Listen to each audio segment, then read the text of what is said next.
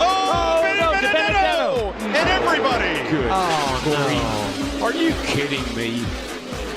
This is big. Wow. But it.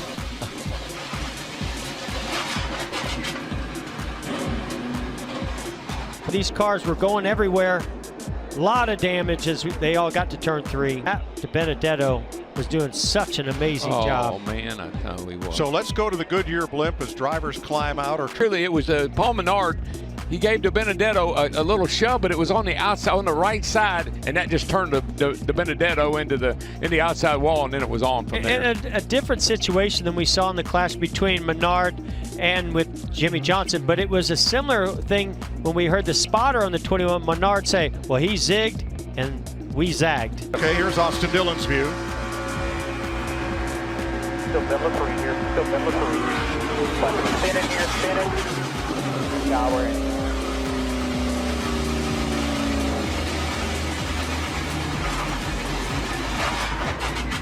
Ouch. Kyle Larson. Back in front, check up. Nothing behind us, nothing behind us, nothing behind us, nothing behind us. Okay, lock it down, come right back to the top. Right back to the top, keep it rolling.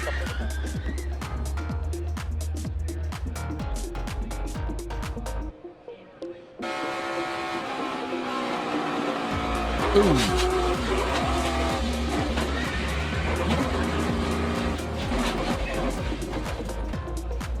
I was going to say, I'm not sure which list graphics is putting together the cars involved in the... Just bad judgment.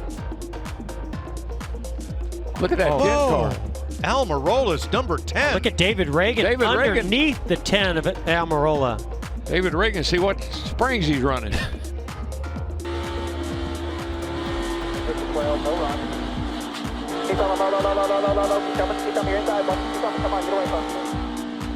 Just one too many pushes.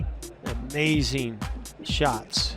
And all Almirola wanted was a chance to win it on the last lap. Yeah, well, I didn't like quite, last year. Didn't quite get there.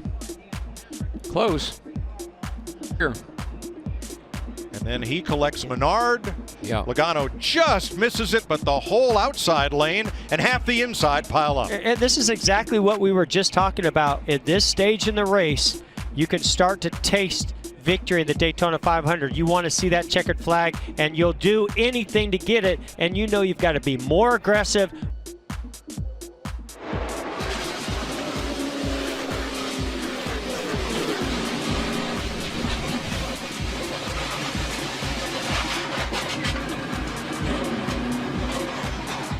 A dozen or more cars destroyed. Car in the wall, Chris Buescher. And he gets tagged by DiBenedetto. Truex is in it. And so is the 77 of rookie Justin Haley. Right on cue. 19 of Truex getting caught up in this. Larry, that trend was nobody's friend. 7 to go. We're going to fire on the 95 to Benedetto. Having a great day, just running so well all day long. Good to see him climb out. Chris Buescher took a hard hit. And there's Haley. His rookie run spoiled. That's a tough way to end it with 7 laps to go. Oh, good to see Chris Buescher climb out. A lot of damage to these cars.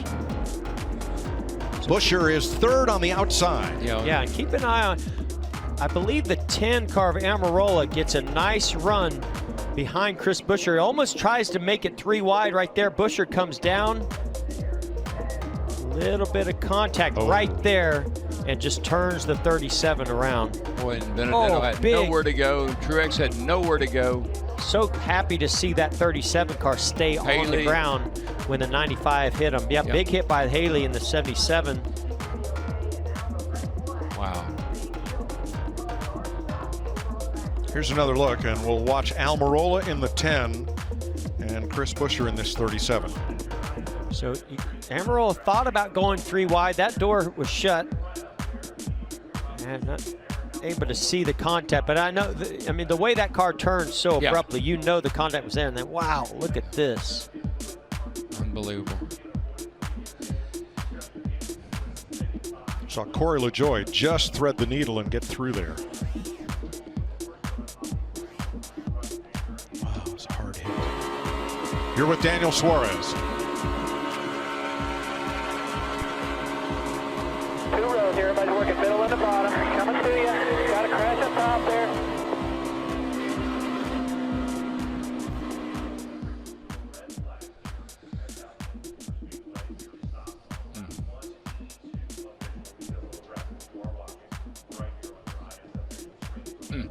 Boy, what an impact that is. I mean, think about that. What, 3,400 pounds of metal flying up in the air like it's a little toy. 200 mile an hour. Martin Truex trying to avoid it and almost got through.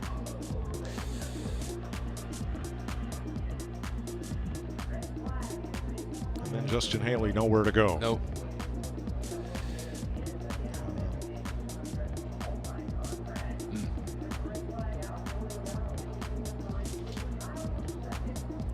See Suarez just squeaking through there. A lot of carbon fiber on the back straightaway after that. Those hoods, deck lids. Oh, he's going to turn the 30. Oh, man, he almost turned the 34 McDowell. Great save by McDowell. Oh, here we go. They wrecked again. Larson and Stenhouse. You won't believe how Ryan Preece shot the gap and got through there. I can't believe it. Saw this, the last wreck that happened, the 22 and the 34 are bump drafting there. The 22 hooks him a little bit, but actually this wreck ended up happening because the 17 of Stenhouse dove to the middle. There really wasn't much of a hole there. Collects the 42 of Larson, the 4, knocks the 4 Kevin Harvick, Kevin he goes Harvick up to the the hill, hits the infield. wall, and here comes the 13, gets into the 2, spins him around. Holy smokes. I thought the truck race that night, they had 6 trucks or 7 that were running at the finish. I thought, I'd never seen anything like that until now. Pfizer cam, Ryan Preece, this is the roof cam. Look at this. Check up, check up, check up, check up, check up. Woo! Hey, that's some modified driving right there. Now watch Stenhouse here. He sees a small, tiny gap that really wasn't there. Nope. Pushes the 4 of Kevin Harvick to the infield, turns around Kyle Larson. His buddy, by the way, Kyle Larson. I don't know. I don't think he got any buddies right now. Lordy, lordy. The blue car, Stenhouse, Bam, and bam. Larson just get together. Oh, and oh, by the way, there's our pole sitter, William Byron in the 24. He just drives right through it. Wow. Man. How did Amazing. he do that? He missed that wreck. I don't know. Don't count him out. That left rear, they did a nice job fixing the left rear damage from that previous wreck. What did young William have to say? That's working really well. Oh, Jimmy gonna take, oh, no, Jimmy! Contact. And around goes Menard into the wall, taking cars with him. Come on, high, clear, clear, clear, all clear. Big wreck. You got it. Well, I'm just wondering, did that suck the back end of the car around on Menard, or did they make contact that turned him around? When the 48 gets on your bumper like that, it probably had something to do with it. Jimmy just got a run. Went to side draft the left rear of the 21 of Paul Menard. I don't know if Paul came down a little bit, but they got too close and hit. Paul never moved. It looked like it sucked Jimmy into him. I think he made a miscalculation there. Okay. Menard comes off the wall a little bit. It just you know, a misjudgment, and made contact, turned him around. Look at all, I mean, look at that. That's a wad of wrecked race cars. That's the world's fastest wrecking yard right Oh there. my gosh, Mike.